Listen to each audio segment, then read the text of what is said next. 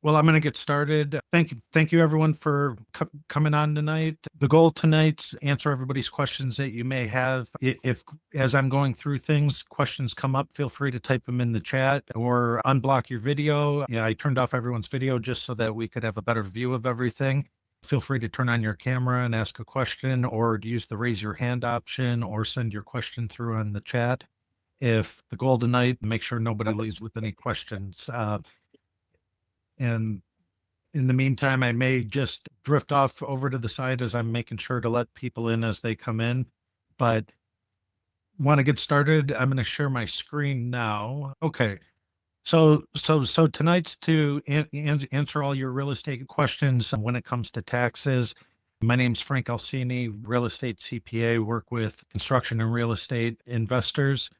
And a little bit about me, been a CPA for quite a long time and also a real estate investor myself. So I've been on both sides of the issues that some of you deal with, and also currently maintain my real estate sales agent license. So I'm familiar on that side.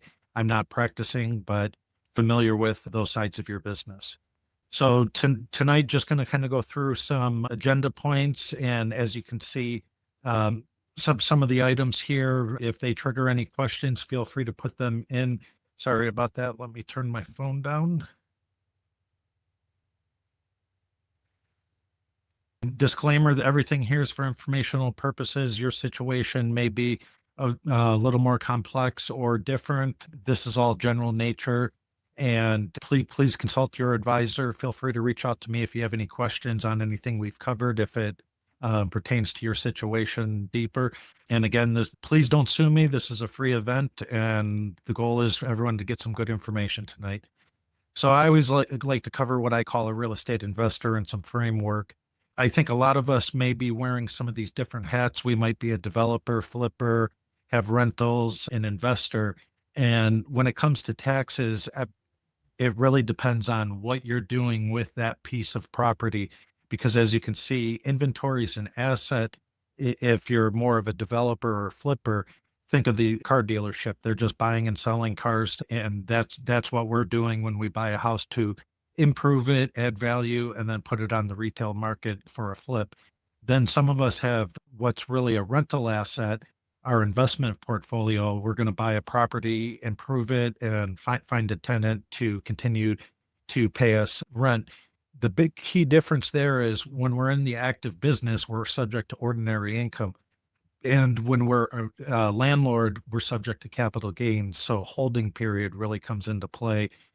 I get a question I get often is, I'm flipping a house, and how do I qualify for capital gains? Well, if you're truly a flipper, Frank Flips Houses LLC, that's going to be ordinary income. But I always tell people, reach out to me before you get to the closing table or after, because at that point, maybe we can structure the deal differently depending on what your holding time is and your exit strategy.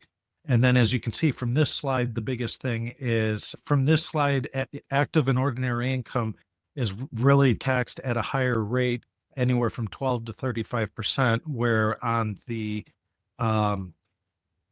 passive side, those of us that have rentals, our maximum rate is going to be 20%. So that's really where it's key that I may own 3 properties.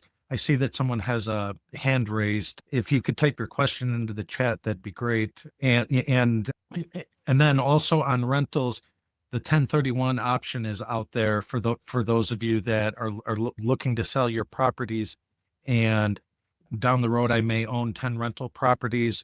I decide to scale things back. I'm looking to sell those. And that's where the 1031 can be really a strong tool in pooling those properties.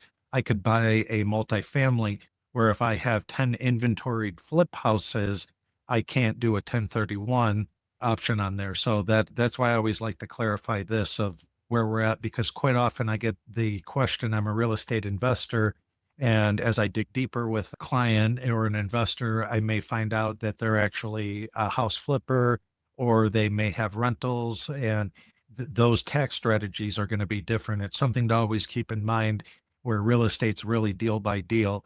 But right here with the tax rates, as you can see, ordinary income tax rates get up to 37%. where on the capital gain side, we're at 20%. So that's really the basis of how do we get that asset treated as capital gains asset and try to qualify for the least amount of tax when we've structured our deal properly. So that's really the framework that everything I base it on is what are you actually doing with that? Because all of us may own a piece of property and it could be a rental property, it could be a flip house, it could be our personal residence, it could be a number of things, and it's going to fall into those different tax buckets, and managing those are going to be key. So right here, some government updates. The biggest thing is we're coming up to the 1099 filing deadline of January 31st. Those of you that have 1099s, you're going to be issuing those to any unincorporated business that you're paying more than $600 on. And with the 1099s, you also have to issue those to law firms. And if you file more than 10 in a calendar year, you must e-file. The IRS is going to be issuing penalties if somebody paper files. And it goes on to the next topic here, 1099K reporting. Some of you may have heard about this. Those of you that have Venmo, Cash App, different accounts are going to be receiving 1099Ks if you have transactions greater than $5,000 rather than the $600 threshold that it was originally issued at. And then on the 1099K, one thing to keep in mind, I may have a subcontractor that I pay through my business PayPal account and also write hard checks to. So I may pay $1,000 out of my bank account and then another $1,000 for PayPal. Keep in mind, anything paid through PayPal, Cash App, Venmo, those clearing companies are going to be issuing the 1099Ks. And if we have a business account, we would exclude that amount from that 1099. So for the example that I said with the contractor, $1,000 paid to the contractor from my bank and $1,000 paid from PayPal, I would issue a 1099 to that contractor in the amount of $1,000, not the 2,000 in that case. But keep in mind, those of you that have those accounts I mentioned and they're not set up as business accounts, they're personal, I probably would add that amount just because for clarity, I don't believe that Venmo and Cash App is going to be reporting on business and on personal accounts at this time. One question I see that came in, does the person who rents one of the units where he lives considered a passive real estate investor? So for instance, I'm assuming it's explaining a duplex situation. I live in one unit and then I rent out the other side so that 50% of that property that is an income producing rental is going to be considered a passive activity for that. Real estate generally is always passive activity, only offset against other passive activity unless you're a real estate professional. Another thing this year that's key is bonus depreciation was 60% for 2024. It's going to be 40% for 2025. And then it's set to expire at the end of 2026. So keep that in mind on a 5-year asset that I go out and purchase, let's say for $10,000 in 2025, I can deduct an immediate expense of $4,000. Then for 2025, for last year, it would be $6,000. Then the remaining balance would be depreciated over the life of the asset. And then those of you that have Schedule Cs or Schedule S corporations that are on Schedule E, the qualified business income deduction is set to phase out at the end of 2026. I'm not sure with the new administration what tax changes we're going to see, and nothing in this presentation is covered on any of the speculation that I've heard, but this is just the way everything stands as of today. Right now, tax rates are going to revert back to the pre-2018 levels, which the top rate is going to go to 37%, up from 39.6%. And as you can see, these rates right here on the previous slide, ordinary income tax rates, the bottom bracket is expected to increase and the top bracket is going to increase also. So, and these windows in between are going to change slightly. So something to keep in mind. Then the standard deduction, those of you that are not itemizing, that are getting the standard deduction are going to, right now, that standard deduction is set to be halved, and we're going to bring back personal exemption. So those of you that have children are going to get to a tax benefit Overall, between the personal exemptions and the half standard deduction, for the most part, it won't be a benefit to people. There is some acts in Congress that they're looking at that, but we'll see what happens. Child tax credits expected to reduce also, and then the state and local tax $10,000 cap is also set to potentially go away. It be lifted. That's been out there.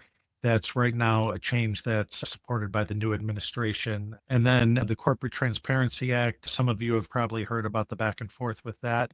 And then the estate tax threshold. Right now, anybody with estates greater than 13.9 million are subject to estate tax. Anybody under that is not. It's going to be approximately 7 million in 2026. So if you're going to die, you're better off dying December 31st, 2025 than January 1st, 2026. Not to sound morbid, but just from purely a tax standpoint. And that asset value is based on net asset value. So those of you that have large rental portfolios subject to mortgages, you would take your value of your portfolio less your mortgages out there. But with real estate, those numbers are not necessarily out of this world in certain cases.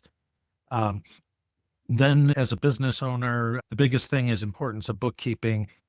I have two pictures here. Those of you that have multiple rental properties, really that picture on the right is what you want to see, not the picture on the left. And those of you that have different systems in place, I always stress it at the beginning of the year, New Year's resolutions. We always want to get in front of our books, but the best way is, as you can see this example on the right, you have your profit and loss by property.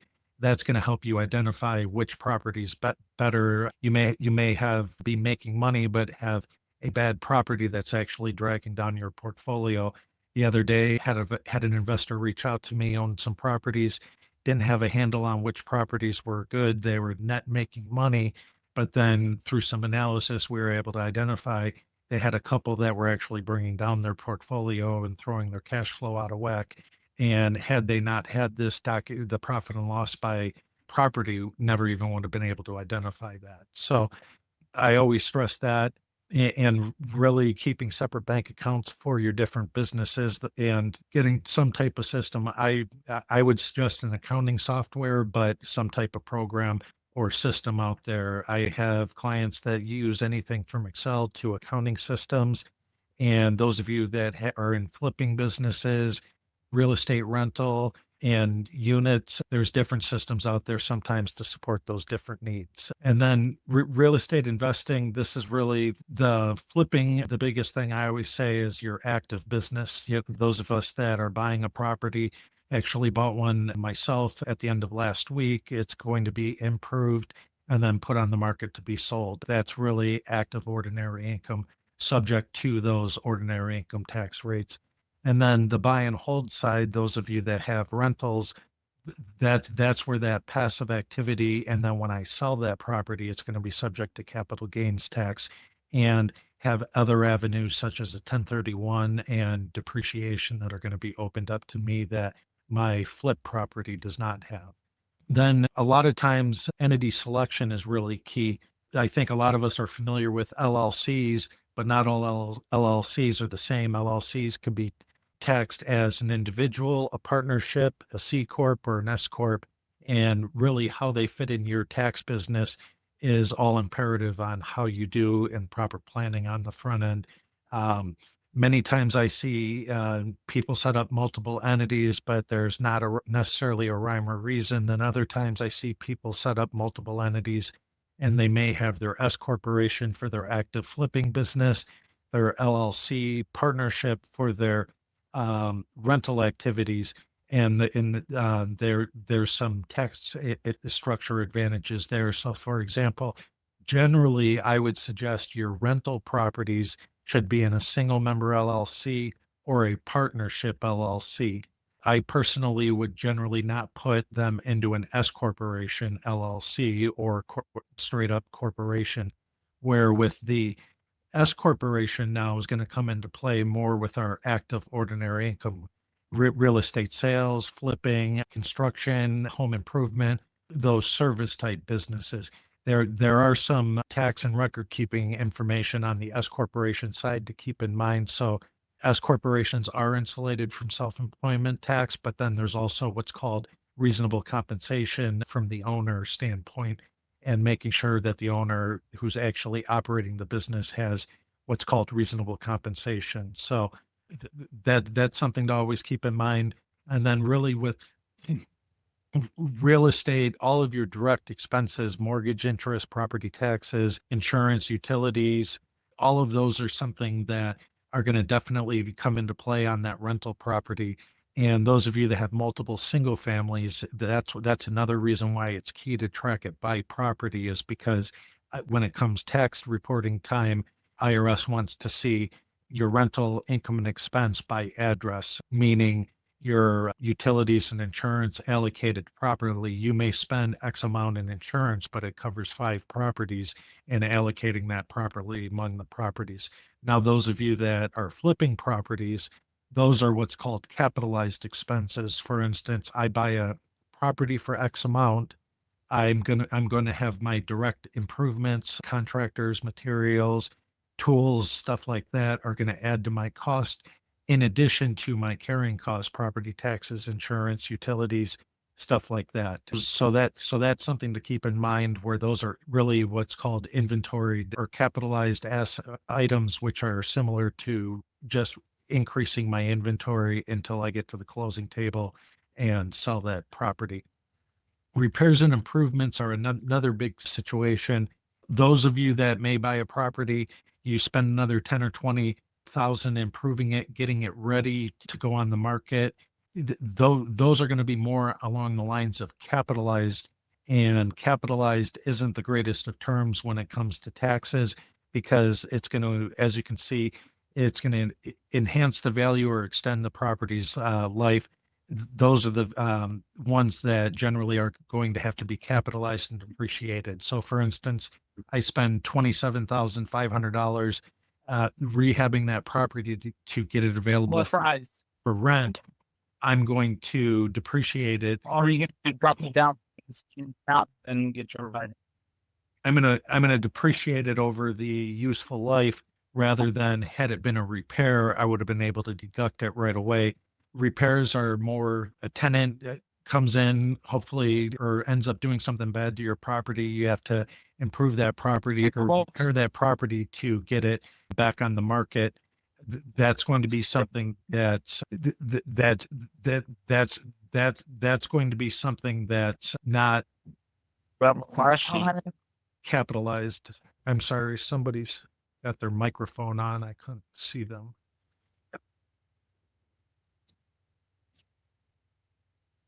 But then on the repair side, you can deduct those immediately. And I see somebody popped in a question. They believe I heard me say that every property should have a separate LLC. From that standpoint, I personally, every property should be accounted for. And for instance, I'm not necessarily a fan if I own 10 rental properties all on the same street. So if I own 10 rental properties all on the same street, I may own those in one LLC. From there, I can have one bank account, but I still have to account for the rental income and expense separately. I do have clients that put every property into a separate LLC. If there's a legal reason for that with single family, I'm not necessarily a fan of that. Now, if I had properties that had different purposes, I have a vacation rental, and I'm going to use Michigan as an example. Let's say I have a vacation rental up in northern Michigan. I have a luxury rental in Bloomfield Hills, and then I have just a smaller single family in just one of the regular suburbs. I may keep those separately, because really those are different types of properties. But my largest single family clients have upwards of, well, I think one of them has 140 properties and the other has 200 properties in one LLC. So they have complicated tax returns because all those properties are disclosed, but they're all owned by one LLC, and those are two separate, because they're separate clients in those cases. But that's something that's really to keep in mind now as you get into the larger multifamily and commercial type properties. I do generally see those in I do generally see those in separate entities. So, for instance, a large multifamily apartment complex may be its own entity. Commercial properties, my commercial clients that may own a shopping center that owns the anchor building, then the outlets, those may be set up in separate LLCs because those are actually in many times different deeded properties, and they may have different commercial lenders or different commercial investors that are partnered in those deals. So I think person was asking about the multi-unit just track to the building or the unit. So on the multi-units, for instance, if a client has a fourplex, generally that's going to be tracked by, from a tax return standpoint, by the building, how it's actually deeded. My apartment clients generally will just say apartment complex. They may own 30 buildings in there and everything is grouped, but that's one hard deedable asset that they may have X amount in all those units for rental income and expense, but it's for that full project where I'm not going to go in and buy one or two of their apartment buildings. And from that standpoint and methodology, that's why single family homes are treated separately, because you could own 10 homes and I can go in and buy two of them from you. But if you own 10 apartment buildings that were part of a larger apartment complex, you would end up selling the apartment complex that way. Now, if you tracked it by unit, though, one thing to keep in mind with multifamily, tracking it at the unit level from the rent and everything, that's an administrative function, and it's going to help you identify if you have any shortcomings on your rent or any gross potential differences, stuff like that. I wouldn't get down to your property taxes. I would allocate to the entire building, not by unit. So I hope that answers your question there on the multi-units. And then let me see. Um, so the biggest thing with depreciation we've mentioned is residential properties are generally going to be 27 and a half years. Commercial properties are 39 years. And then residential properties that are short-term rentals are treated as 39 years. It's something to keep in mind. And then the next bullet point is the cost segregation advantage. I get this question a lot. Somebody buys a smaller single family. Cost segregation, the benefit may not offset the cost of having the report properly done. But now take that same example. I go out and buy a $2 million apartment complex. I have a cost segregation done. That's where they may identify 5, 15-year, and 39-year property on my property. And then because of bonus depreciation, I can take an accelerated amount this year. Those of you that are not real estate professional status may run into limitations, but you don't lose those deductions. For instance, I have some clients that are in the medical field full time, also purchased a building, had a cost segregation done, received zero tax benefit the year they had it, but then the subsequent years have not been paying taxes as they're using up those passive carry forward. So it's something to keep in mind. I always tell people, if you're questioning, if you purchase, generally the sweet spot's about 3 to 400,000 and on up from there. But I always tell my clients, reach out to me with questions if you're buying or selling, because maybe it might be a candidate for cost segregation. They saw a return today for a new client. I think it was a $4 million apartment deal, and they had purchased this and never had a cost segregation done. That really wasn't, it was disadvantageous to the investors. They ultimately could have accelerated that depreciation on that deal and ended up not getting that done.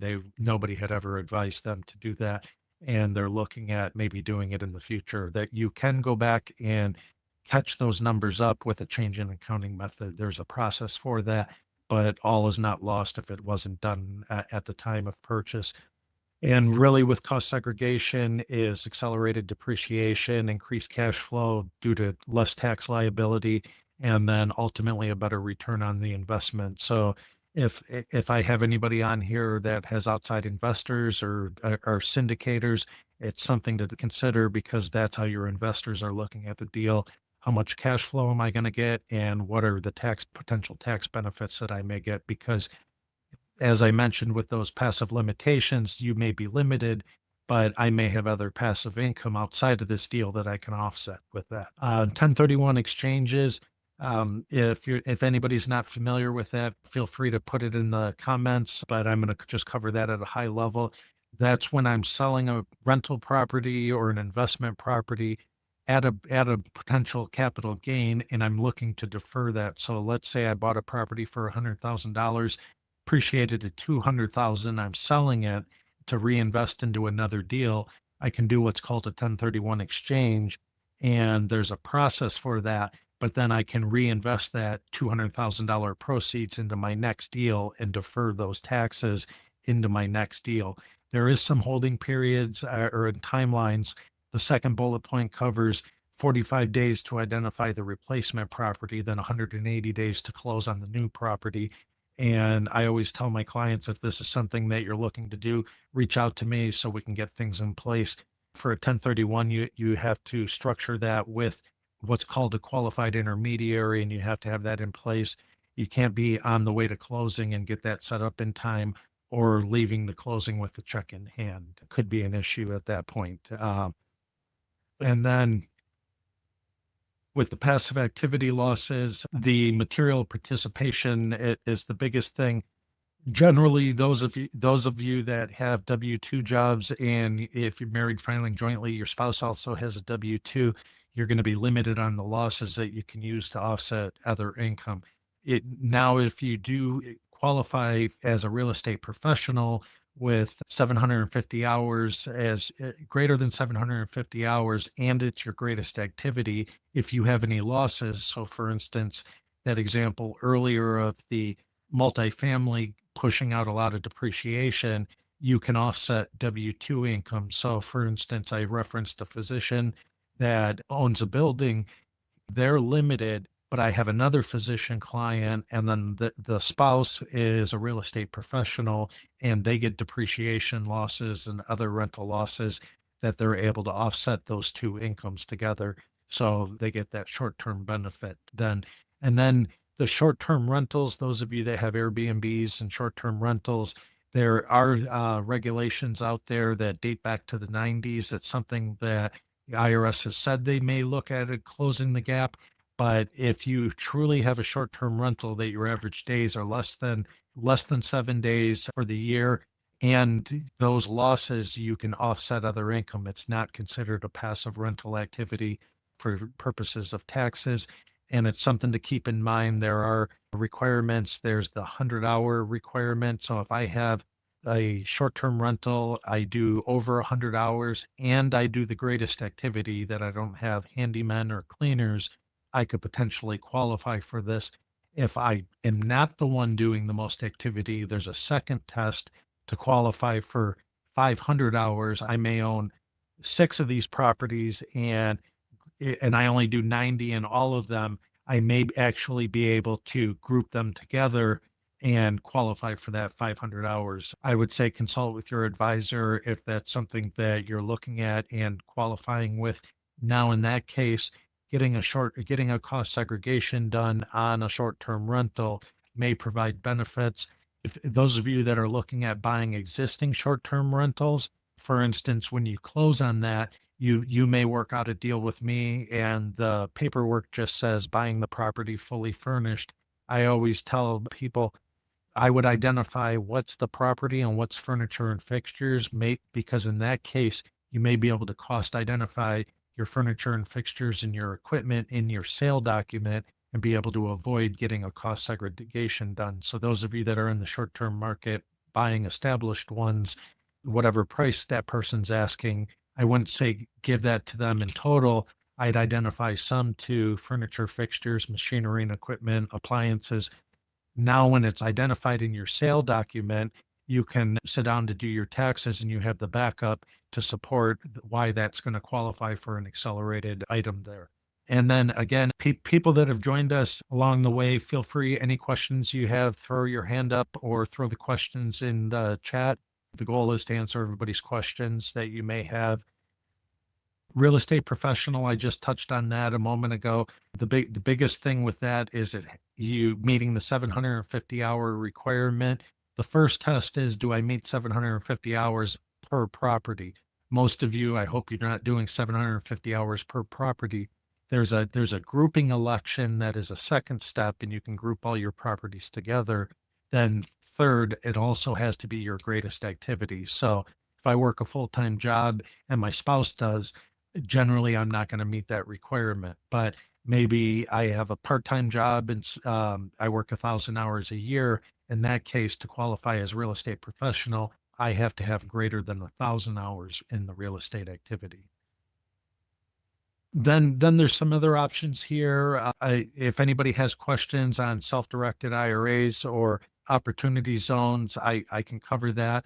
Those are more unique and wasn't going to spend much time on that. But self-directed IRAs, those of you that have 401k or IRA money in outside sources, real estate is definitely an option. For instance, let's say I'm an ex-auto worker, I have a 401k, I can roll it into a self-directed IRA, and then within that IRA, buy rental real estate. There are some rules on how much debt what type of debt you can have, and then also making sure not to commingle funds. And then, for instance, if you were flipping a house, you'd have to hire everything out, where those of you on this call that have flipped houses and hire everything out, you've probably had a time or two contractor went bad. I've personally had a flip that went bad and had to do some work myself. Had that been owned by my IRA, I would have disqualified my entire IRA by going there and doing some of the work myself. So that's something to keep in mind. That was a personal flip, and it was something that I could really do whatever I had to do when I had to step into the shoes. One question was referencing back to the electronic 1099. So the question is, for 1099s for the current year, they must be submitted if more than 10 are created. And then the question is this per entity, single member LLC, or taxpayer ID or return? So my understanding is it's by the taxpayer ID. So for instance, the single member LLCs, I believe, would be issuing. So let's say I have 10 single member LLCs that are issuing 5 1099s. From there, 5 1099s each for a total of 50. If they all have their own ID number, I believe in that situation, I could issue paper 1099s and not electronically file them with the IRS. But if they're all single member LLCs and I'm using my holding company to issue all 10 of them, or all 50 of them for all 10 LLCs, in that case, I would be over the limit of 10. And at that point, have to submit them electronically. And that's submitting them electronically to the IRS. It doesn't necessarily, you can still mail them out or do whatever, but gone are the days of filling them out by hand and doing that the IRS, it wants to be able to accept and process that information faster. So I think that covers the question there. And then the biggest thing with real estate mixing personal and business funds, I see it time and time again, multiple accounts, but really commingling those assets there is a big mistake.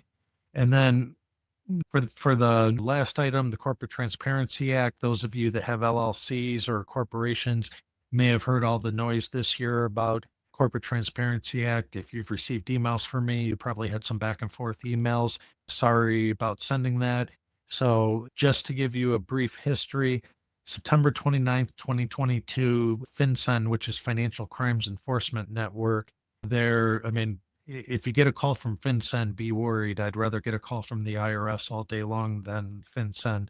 But they issued September 29th that during 2024, all entities must report beneficial owners. And then March 2nd, 2024, there was a case that issued it unconstitutional, but that did not apply to the entire country at that point. So a lot of us still had to file. December 3rd, 2024, Federal District Court in Texas issued an injunction barring the government from enforcement. Then December 23rd, 2024, but the different federal court reinstated the requirements, and then FinCEN subsequently extended the January 1st deadline to January 13th. And then I sent out a bunch of emails that you may have received. Then on December 26th, an appeals court came back and reversed and then further reinstated the injunction. So it is out there. It is something to keep in mind. Those of you that have registered tonight, if anything changes, I will send out information. As of last week, the Department of Justice had tried to fast track this to the Supreme Court to get rid of the injunction to get us back to filing this. So as of today, the injunction is still in place and you can voluntarily file, but I don't know where it stands with the Supreme Court and if they're going to hear it or what's going to happen. And I'll keep everybody posted via email that's registered today if something changes in the future. But as of now, I have some clients that are voluntarily filing theirs. I personally am not filing for my LLCs at this time. I do see a question that came in about what is the rule about using your self-directed IRA to purchase real estate? Do the profits made from that purchase have to go back into the self-directed? So a self-directed IRA can purchase real estate, and then that accounting should all be tracked separately from your normal business accounting, meaning your rental income and expenses should go into an account specifically for your IRA or the LLC that your IRA owns. And then when you sell that property, those profits have to go back within that IRA account. So all that money needs to be very stringently separated from your regular finances. In a case, let's say I had millions of dollars in my IRA and I owned many homes and many assets. In the way the rules are written, if I was flipping a house and I went there and decided I needed to finish painting because my painter stole my money, and I go and start actually doing the work on it, I could cause an issue and cause that entire IRA to become taxable if that were to ever be found out. So IRAs are very tricky and something to pay a lot of attention to in there. And then just Corporate Transparency Act, I'll keep you updated. IRS update. I've noticed an uptick in audits, and I personally have had clients with 5 audits in the past 2 years, more than in years past. I'm seeing all of them have resulted in no change audits, but they were just aggravating for the taxpayer. I am seeing the IRS starting to focus more on non-filers and send out tax notices and tax levies. So if yourself or anybody you know has not filed in some years or has some years that are open, now is definitely the time to get in front of that, because the tax notices are coming. And usually what happens is if you get a notice today, you may get some notices, a few more notices. It may be about another year before you get notices of tax levies. Because of COVID, they had turned off sending notices until July and August of this past year, and they blasted out about 10 or 15 million IRS notices. And then about a month or two later, they blasted out all the tax levies. The tax levies in that case are probably not even going to take effect for another year, but it got the fire under a lot of people at that point. So it's something just to definitely get in front of, and that the IRS is out there and they're ramping things up. Another question that came in, someone said they paid a contractor by check in 2024 and they did not cash the check until 2025. Do they issue a 1099 for 24 or 25? I would issue it for 24 because I would take the expense in 24. I gave them the check. They received the check. I want the expense. I would give them the 1099, and they may not have deposited it into their bank until then.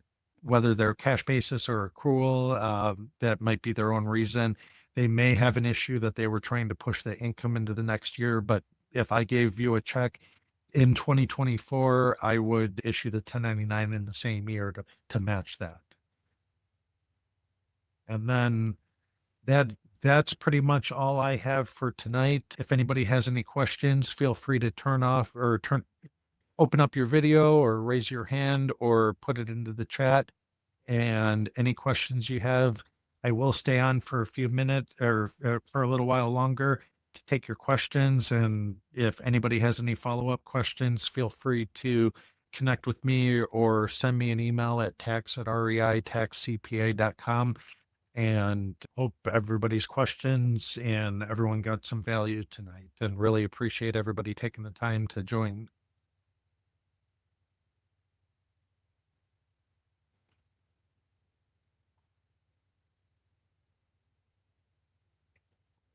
Somebody was asking how often I do these. I do these occasionally, depending on the timing of the year. I find this time of the year, or people are more or interested occasionally if there's a hot topic coming up.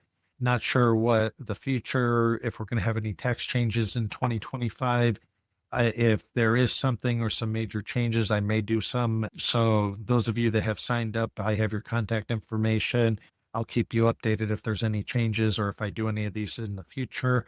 Then somebody asked a question, is the 7-day rental for short-term, 7-day rental for short-term rentals to use the tax loophole and average of all stays, or is that strictly applicable to every single stay?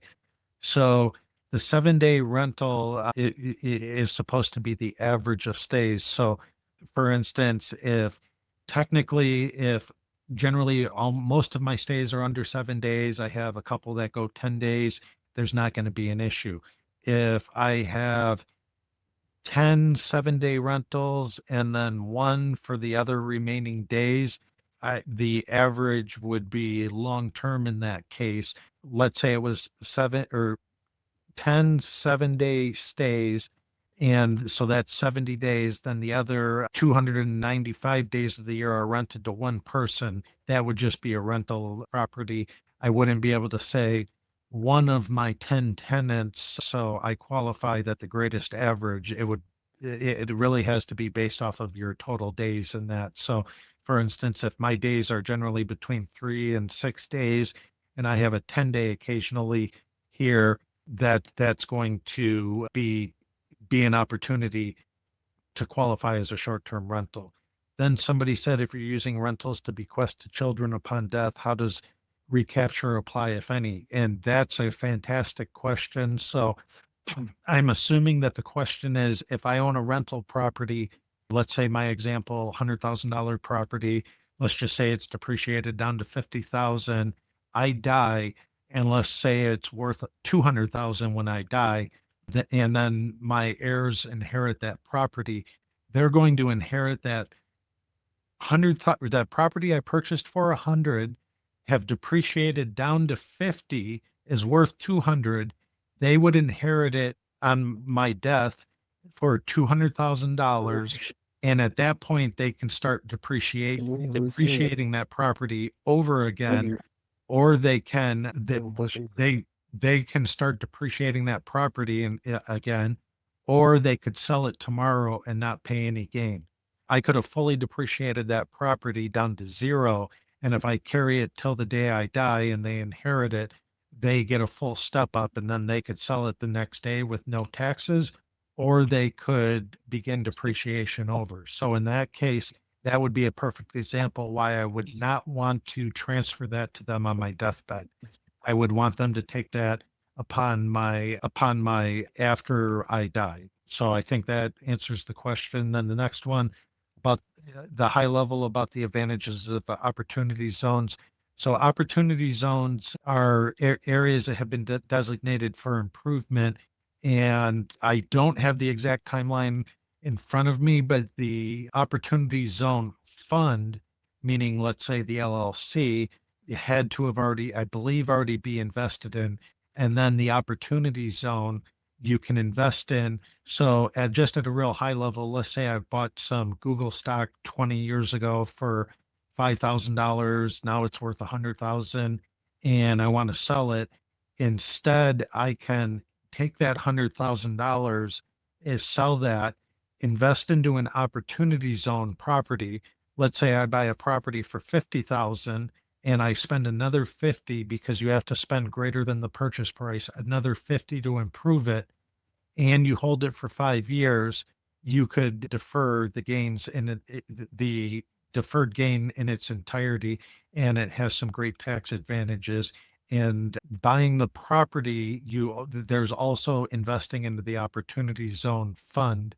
So the fund is you could be your own or whomever the entity is, and then the property has to be designated an opportunity zone. So there is some advantages. And then if I'm not, my example with Google stock, that was to defer it. That's to get the home run benefit. The other advantage is if I just had 100,000 hard cash, I can invest in an opportunity zone. And if I keep it for 10 years, potentially escape the tax in its entirety. It depends on your holding period, but with new money, so the best would be my Google example, $10,000 of stock appreciated to 100. I buy an opportunity zone property, and then I have a substantial lifetime deferral on that property. So it makes those areas very attractive for reinvestment and improvement to invest in. And then another question, and that covers it at a real high level. Opportunity zone, we could probably do a 2 hour session alone on that. One question: do we need to do 1099 for suppliers or just contractors? And then, so yes, the amount is $600. So suppliers such as Home Depot, you don't do, and it's going to be for goods and or it's going to be for services. So when I'm going and buying raw lumber, I don't need to do it. But those of you that pay a contractor, let's say I pay a contractor $10,000 in there, I know he bought materials, but I'm going to give him a 1099 for $10,000. If the contractor charged me $6,000 and then gave me a separate invoice for 4,000 for materials, I may just give them a 1099 for 6,000. It would be what I technically have to do it. It'd probably just be easier just to say you paid them 10 grand and let them get that. But what they're trying to do is capture the, in the previous slide, I had the non-filers, people that are living off the radar, and make sure everybody's reporting their income. So that's what they're trying to capture with that. And then could I elaborate on or on cost segregations? So cost segregation is, let's just say you buy a multifamily property for $1 million.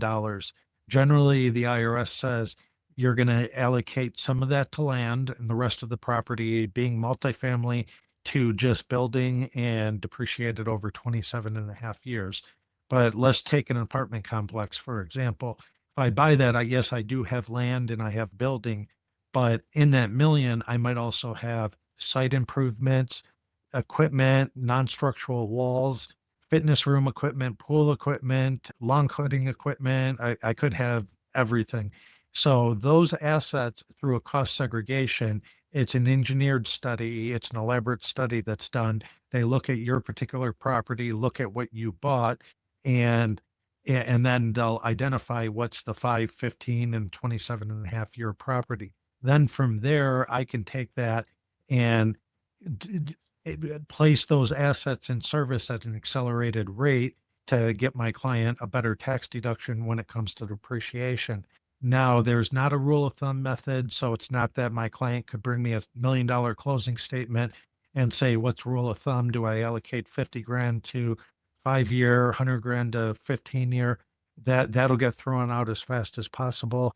People used to do that, and I'm sure there's probably still people doing that, but the IRS came out with a cost segregation audit guide. I believe it was summer of 22, and they're looking for certain elements of a quality cost segregation study.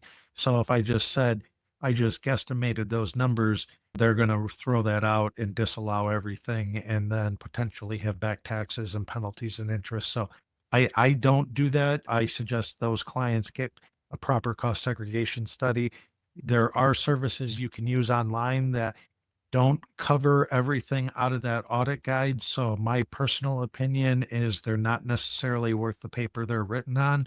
You need to have a quality study done to support an IRS audit. So that's something that to keep in mind, but it's definitely worth a question. But alternatively, if you're doing the rehab, maybe you don't have to have a true cost segregation, but my example of a $20,000 renovation, you still are going to identify paint, flooring, furniture and fixtures, appliances. When you can identify the big ticket items, we can cost identify those for accelerated depreciation benefits without doing a full blown cost segregation. and saving in that way. Another question is, what if I never gave a contractor a 1099 work for work performed in 2023? So if a 1099 was not issued and the IRS determines that it was, they could potentially come back and charge you. Generally, that was what they do is they charge you the self-employment portion, the Social Security and Medicare, which is 15.3%. So if I paid them $1,000, I could get charged maybe $153 per contractor I didn't give a 1099. Now the question is, if I didn't give them a 1099, was it a valid business expense? And if it was payments to my kids, good luck saying that that was business. If it was to Frank's handyman service, well, it sounds like it was a business expense for your rentals. So they probably wouldn't dispute the validity of the expense, but they would charge you the back taxes. Two of the audits that I had referenced earlier on those slides, one of them, they asked for all the 1099s. And that was my client that issues every 1099, no issue, and we gladly turned them over. My other client didn't issue one 1099 when they had come to me. And that was where I thought the big risk was going to be. And their auditor never even asked the question. So that one got very lucky, but I would say, but again, that's where their skeleton was. But I think time's kind of winding down. Think covered everybody's questions. And again, appreciate everybody taking the time to join me tonight. Hope you got some good information. If you have any further questions, feel free to reach out at tax@REITaxCPA.com. And if you got any good information, feel free to check any of my socials and like and follow them. But reach out with any questions, and appreciate everyone coming on tonight. Thank you. Have a great night. Bye.